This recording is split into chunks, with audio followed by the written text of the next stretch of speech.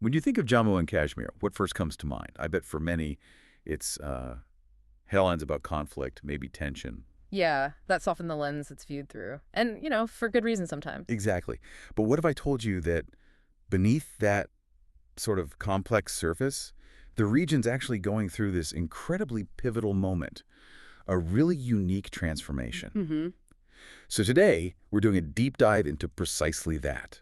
We'll look at the recent very tragic events around the Pahalgam terror attack, yes, Hmm. but also we'll explore some equally surprising, powerful signs of resilience, of normalcy even, and this unprecedented democratic surge. Right. Our mission, really, is to try and cut through the noise, you know, reveal what actually matters in this complex, evolving story. That's a great way to put it. The narrative of Jammu and Kashmir is just so much more intricate than it often seems. Totally. This isn't just about listing incidents. It's about seeing the bigger picture, the whole tapestry of events unfolding right now. Yeah. So this deep dive, it's really for you, the listener, to gain a genuinely nuanced understanding.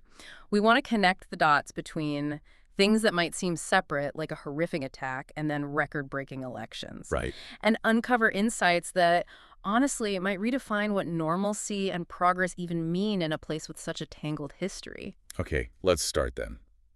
Let's begin with a day that really shattered that emerging sense of normalcy you mentioned. Okay. Picture this. A beautiful spring day, April 22nd, 2025, where the Baisaran Valley, Huh? part of Pahalgam, it's famous, right? Known for its lush meadows, amazing views. Absolutely stunning place, draws a lot of tourists. Exactly. People seeking peace, beauty. But that peace was just brutally, horribly shattered. Yeah. 5 armed militants, they had high-powered weapons, AK-47s, M4 carbines. And they launched this deliberate, brutal attack on a group of tourists, just unsuspecting people. The details are chilling. They really are. 26 people were killed. Now, among the victims, 25 were tourists. A mix, mostly Hindus, but also a Christian visitor. And then there's this story of incredible bravery. A local Muslim pony operator, Syed Adil Hussein Shah, he actually tried to disarm one of the attackers. Unbelievable courage. And he was killed doing it. And just to compound the horror, parts of the attack were actually filmed by a tourist. You can imagine capturing that terror in real time. Awful. And then comes the immediate aftermath, right? The scramble for who did it, why. Yeah. The resistance front, TRF, believed to be an offshoot of Lashkar-e-Taiba. Lati, they initially claimed they did it, but then later they denied it. Which adds confusion, doesn't it? It does. But what we know more concretely is the National Investigation Agency, the NIA, launched a massive investigation. Okay. And their findings started pointing towards alleged masterminds in Pakistan. People like Hafiz Saeed, Saifullah Khalid Kasuri. Big name. Very big names. And this, in turn, led to arrests within the region and even demolitions of houses allegedly linked to the attackers. And let's put this attack into perspective, just how serious it was. It was the deadliest attack on civilians in India since the Mumbai attacks back in 2008. Which killed 166 people. Yeah, that's a grim benchmark. It really is. But beyond the numbers, there was this deeply disturbing communal angle. Right. Targeting based on religion. Exactly. Reports from survivors, and the investigations too, they indicate militants were asking for names, asking for religions, even forcing some people to recite Islamic verses, apparently to identify non-Muslims. Chilling. It paints a very dark picture of trying to sow division deliberately. No doubt. So what was the official response? Governmental, international? Well, the Indian government reacted quickly. They put up a significant bounty, 2 million rupees, for information on the attackers. Okay. And predictably, security was tightened across the region. But, and this is important, questions were raised about security lapses. Lapses? How so? Well, people noted that Baisaran Valley, despite being this major tourist spot, wasn't actually that heavily protected. And maybe more critically, the valley was apparently open to tourists earlier in the season than usual, possibly without fully notifying security forces. That's concerning. It is. The Supreme Court of India condemned it very strongly, called it a cowardly terrorist attack. Internationally, the U.S. weighed in, calling for de-escalation with Pakistan, especially given these persistent allegations about their involvement in cross-border attacks. Right. Those allegations always complicate things, whether they're proven or not in a specific case. Exactly. They cast a long shadow. Okay, so that's the dark chapter. Oh. But, as we said at the start, even as the shockwaves from Pahalgam were felt, other things were happening. Powerful signs pointing in a well, a very different direction. Yeah, a story of resilience. It's a huge story of resilience. It really deserves attention. So what are we talking about here? Well, one of the most visible symbols, almost like a defiant statement, is the world's tallest railway bridge. It just opened over the Chenab River. Oh yeah, the Chenab Bridge. Incredible engineering feat. Isn't it? It's, what, 359 meters high? Yeah. Taller than the Eiffel Tower. Wow. And its impact is huge. Practically speaking, it connects these areas that were really remote before, boosts trade, makes travel easier. Connectivity is key. Totally. And let's be honest, it gives tourists something truly amazing to look at. You could say they're building bridges to new heights, literally and maybe figuratively too, connecting Kashmir more deeply. That's a nice way to think about it. And look, if you connect that bridge to the broader trend, tourism in 2024 was booming. Right, I heard about that. It's like a massive vote of confidence, isn't it? A real sign that people feel safer, that things feel more normal. You can feel it on the ground. There was that great quote from a local shopkeeper. Oh, yeah. He joked, "Now instead of bullets, we're dodging selfie sticks."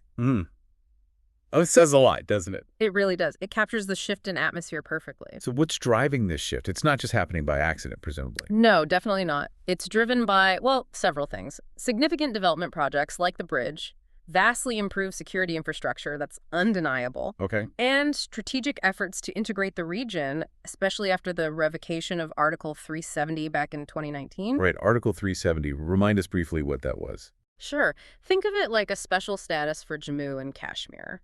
It granted it a degree of autonomy, allowing it to have its own laws on many subjects, kind of unique legislative powers. Got it. Removing it fundamentally changed how the region is governed, and a key part of that was delimitation. Delimitation. That's Wow. redrawing the electoral boundaries. Exactly. The idea was to ensure more equitable representation for different communities.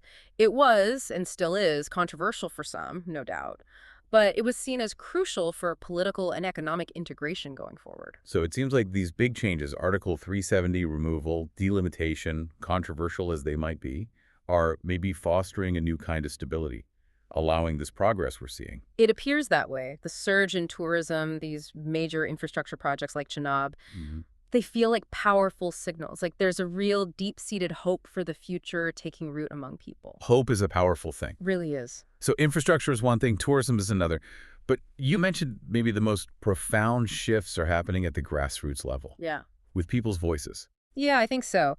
And that brings us straight to the 2024 elections, which were, honestly, monumental. A real turning point. People were calling it a celebration of democracy. A celebration. How so? What were the numbers like? The turnout figures were really compelling. Look at this. 58.58% in the Lok Sabha elections. Pretty high. And even higher in the assembly elections. 63.88%. These aren't just small increases. These are significant jumps, especially in places like Pulwama, Zainapura, Aidgah.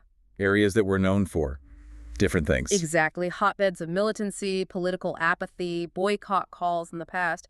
Yet they saw polling more than 10% higher than in 2014. That's huge. An unprecedented level of participation in those areas. So what made these elections different, apart from the turnout? Well, they were held after Article 370 was gone, after delimitation. And the way they were managed was widely praised, called a gold standard. Gold standard, meaning Remarkably free of violence, no repulse needed anywhere.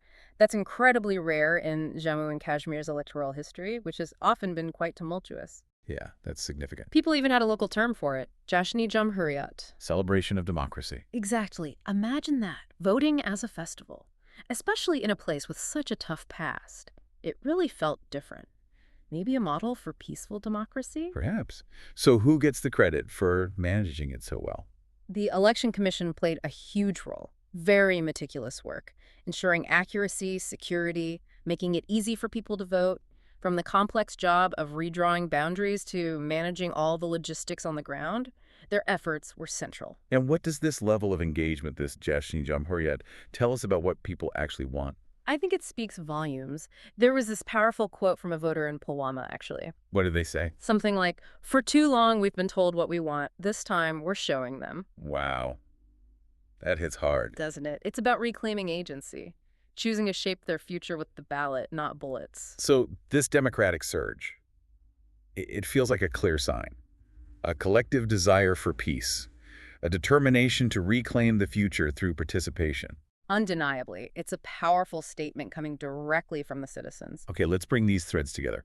The Pahalgam attack was, without question, a terrible setback, a real shock. Absolutely devastating. But it also seemed to highlight that resilience we talked about. How did Kashmiris react on the ground to that specific event? Well, they didn't retreat into fear. They responded with unity. There were widespread candlelight vigils, processions, people coming out to unequivocally condemn terrorism. So rejecting the violence? Absolutely. Their spirit, even facing that horror, was pretty undeniable. And if we connect that back, as you said, to the elections. Right. The high voter turnout, the peaceful voting, it feels like clear, emphatic proof that people are ready for peace, not more violence. It's not just a temporary mood. It feels like a deeper desire for stability, for normalcy, a rejection of the past conflict. So what's the path forward look like? What's needed now? The government's role must be crucial. It remains absolutely key. Continuing development projects, maintaining robust security, yes, but also fostering that international support. We saw some examples of that post-attack, right? We did. The U.S. reaffirming cooperation against terrorism, the Indian government taking firm steps like banning Pakistan Airlines from using its airspace after the attack. These are significant actions, aiming for both deterrence and stability. But challenges definitely remain. It's not suddenly all smooth sailing. Oh, absolutely not. Persistent challenges are there. The NIA investigations into Pahalgam are ongoing and complex. The whole issue of security lapses needs addressing. And those contentious allegations of Pakistani involvement are always simmering, impacting relations. It raises that tough question, doesn't it? How do you move forward with so much historical baggage and these external factors always potentially in play? It's incredibly difficult. The region's history is so long, so intricate, both India and Pakistan claiming it. Progress is happening, it's evident, but it's still fragile. There are no easy fixes. Continued vigilance, nuanced policies are essential. Definitely. And yet, through all of that complexity, there is that spirit of the people you mentioned, that quiet strength. Yes. It's endured through decades of turmoil. So as we look ahead, the hope, the real hope, must be for sustained growth.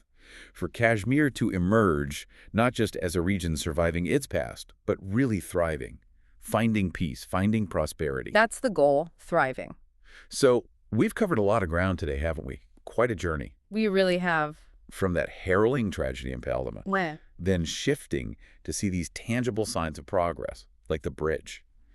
Witnessing this unexpected democratic awakening and feeling that powerful resilience of the people. Yeah, and I think the surprising insight, the thing that really stands out for me, is how even amidst such deep trauma, such historical complexity, the sheer will of the people to choose peace, to choose participation, can actually start to override generations of conflict. It's not just wanting change, it's actively doing it. Exactly. Actively reclaiming their future. You can see it even right after something as terrible as that attack.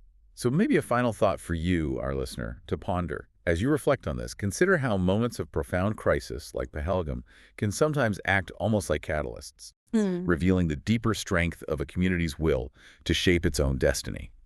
Through voting, through embracing development. What might this teach us about other regions navigating really complex transitions around the world? About that quiet power of a people deciding they want a different future? Something to definitely think about.